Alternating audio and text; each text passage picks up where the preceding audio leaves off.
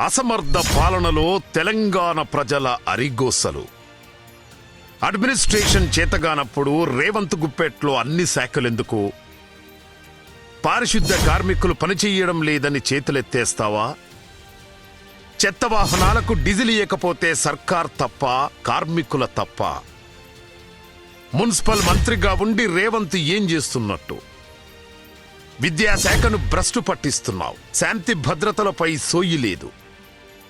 అభివృద్ధి సంక్షేమానికి లేని పైసలు కాంగ్రెస్ లూటీకి ఎక్కడివి?